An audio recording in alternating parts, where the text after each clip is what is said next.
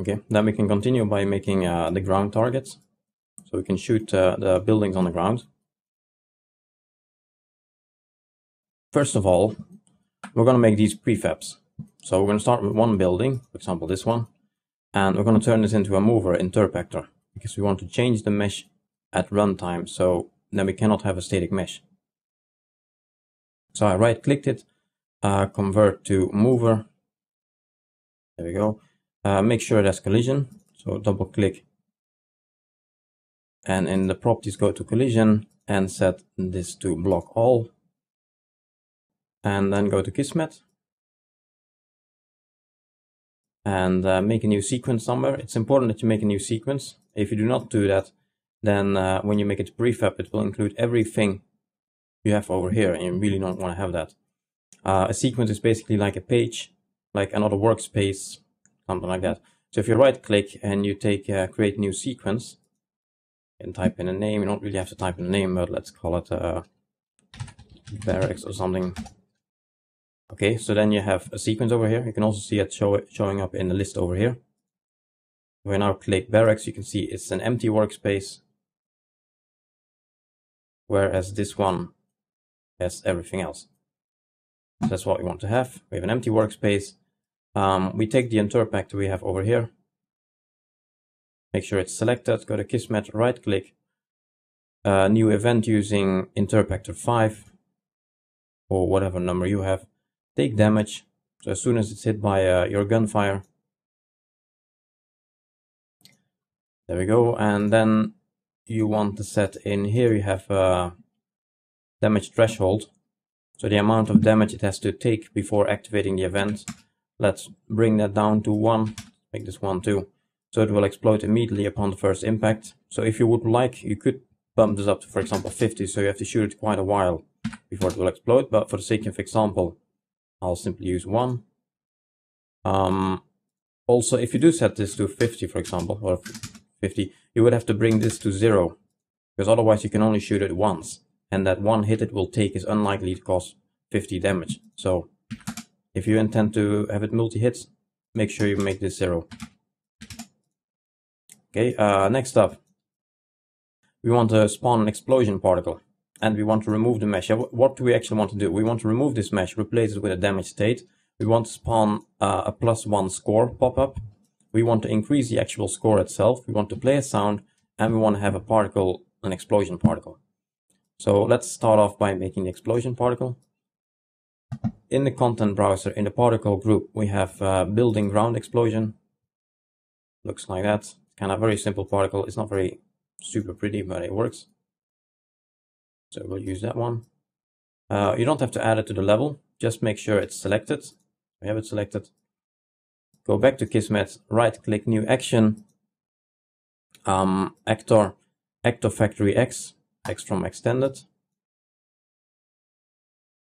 As soon as it takes damage, it will spawn this actor. The spawn point is the actual building. So I have the building selected still.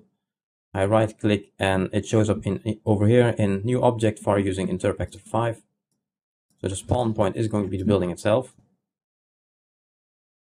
And then in Actor Factory X, let's turn on this, check spawn collision just to make sure it will really spawn. And here we have factory. So on the right side we have a blue arrow. We click that and we have a long list of factories. It doesn't show up entirely on the resolution here, but it's a long list. And in here we're looking for emitter or particle factory, actor factory emitter, this one. Okay, and you can see you can enter the particle you would like to use. So that's the currently selected building ground explosion particle. Okay, that should pretty much do already. Probably test that quickly.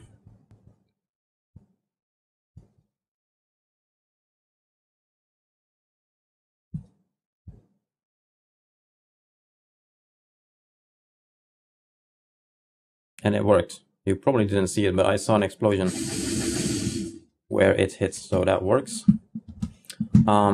Next up, we have to replace the mesh by a damage state. So you can go back to the content browser and find the damaged version of this mesh. probably that one, hangar 01 destroyed. So you have it selected. Again, we're not placing this in the level, we're simply having it selected. Go back to Kismet. And in here, right click, new action, actor, set mesh.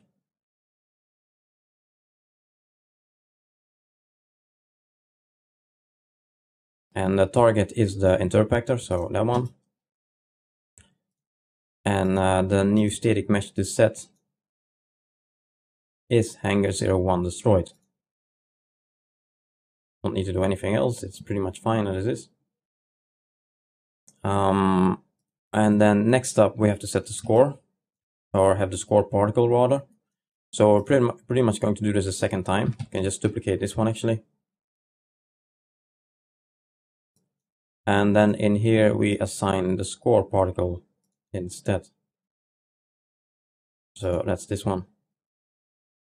Oh, actually I haven't set this up. This is what we have to do later on when we're going to set up the particles. We can assign it already for the time being, and then we can set it up later on. So I'm going to assign it already, points +1. There we go. And that should pretty much do it. Let's try.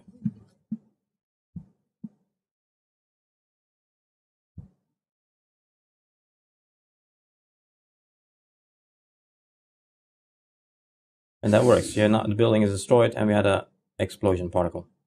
So that works. We'll be updating this later on with a sound and an event to trigger this to increase the score. But for the time being, this will work, and we can already turn this into a prefab. I'm quickly going to do the same thing for the other buildings.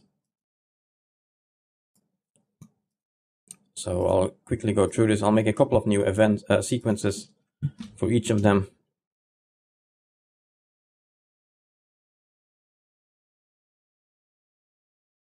Or actually, I'll cut down on the number of things I do.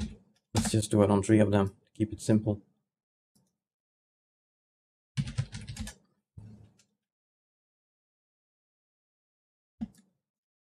Okay.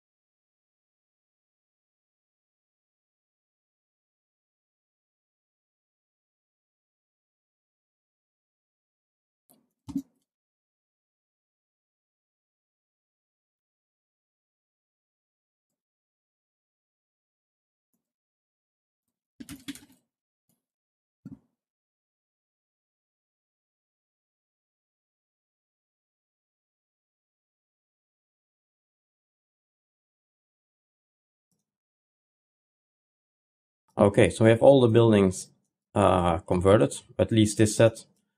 You can also do this on the plane, on the park plane, and on the other building that I haven't done. I'm trying to save some time here. The next step would to turn these into a prefab. To turn them into a prefab is quite simple. Simply right-click the mesh and try to fit it on the resolution here. At the very bottom you see create prefab. So you do that. It will ask you for the package name. So select the package that we're using. It's in it's FL.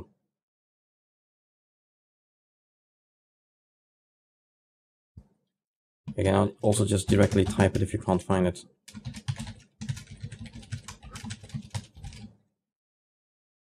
A group, so let's call the group prefab or prefabs. And let's call this tower underscore prefab. Then it will tell you, okay, I found this sequence called main sequence. Is this correct? And that's clearly not correct because you're not going to be using the main sequence. So I don't know what's wrong there. So in this case, we're going to click no, or cancel even. What it was supposed to say, I found a tower. So we can right click it, finding Kismet, and then we can see where we can locate it. And I think the problem is that it's used in two sequences at once. I forgot to replace it in the building Kismet. Let me fix that. You see, this is interp actor underscore 8, so let's rename this to 8. Okay, let's try again. Right click, create prefab.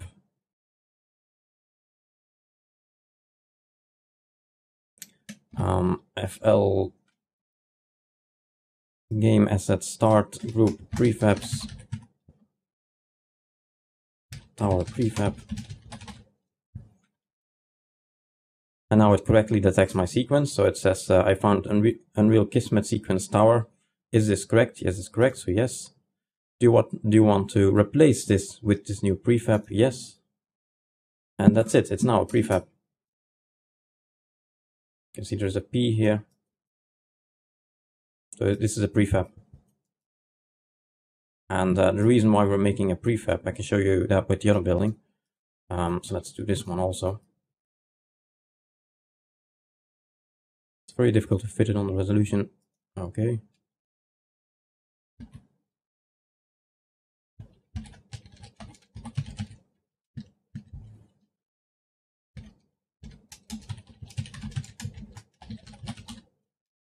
It's not really a barrack, it's more like a hangar, but whatever, it works. That one is finished. Let's do this one as well.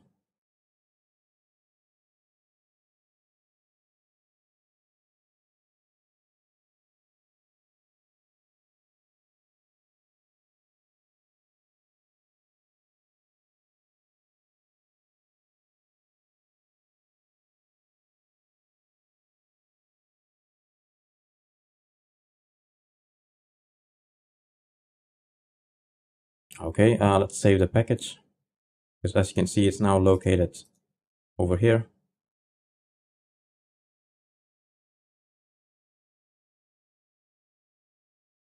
And let's quickly test play this.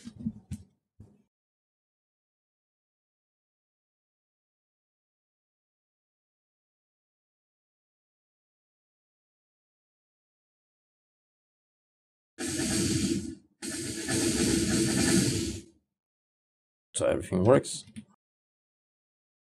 And the reason why we made this prefab is because we can now simply duplicate this without having to redo the Kismet all the time. You can simply do this, and every building, every instance of this prefab is going to be destroyable.